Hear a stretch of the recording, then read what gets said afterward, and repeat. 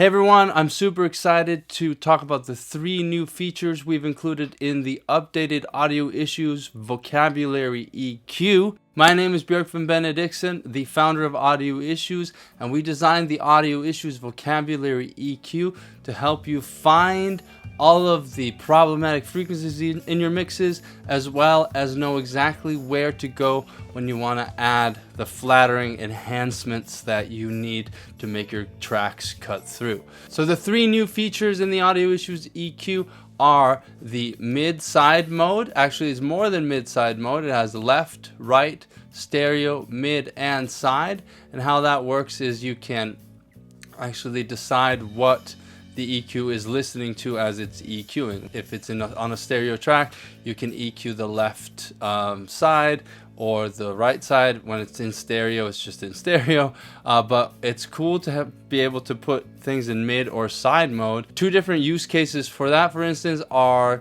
filtering out the lows in the sides of your mix. So you can actually filter out quite a bit more in the sides. So in that case, the mix just becomes the low end sort of gets pushed to the center of the mix, and it makes for a tighter low end.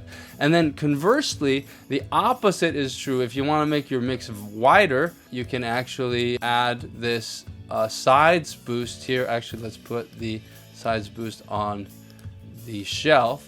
And so when you push things up like that, things become wider. So that's what mid-side does. There's lots more to mid-side EQ, but this is a really great function to give you added fine-tuning when you're EQing your mixes. Another feature we've included is the dB resolution. So if you want more fine-tuned control over the dB boosts or cuts, we've added the 15 dB switch or the 30 dB switch. So if you put it in 15 dB, your EQ cuts and boosts may look larger, but they are actually boosting less, because this is just a 10 dB boost.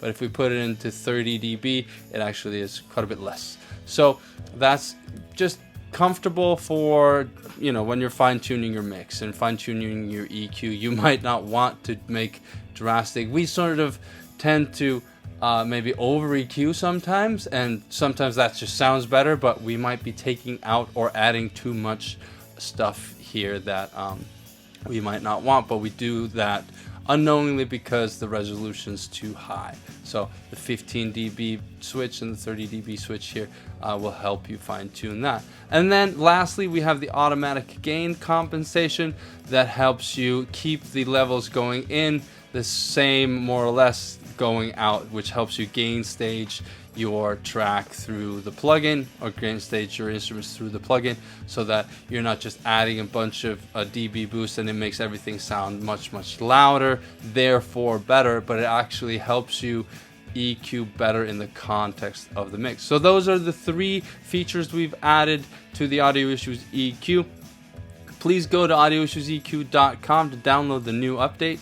If you are already a Audio Issues EQ user, you should look for the update emails in your inbox, where we send you all the update information you need to know in order to download and reinstall the update with the new features. But if you have any other questions or any other support requests or issues, please contact support@audio-issues.com and we will take care of you. Thank you for watching. Once again, I'm Björk van Benediksen from Audio Issues.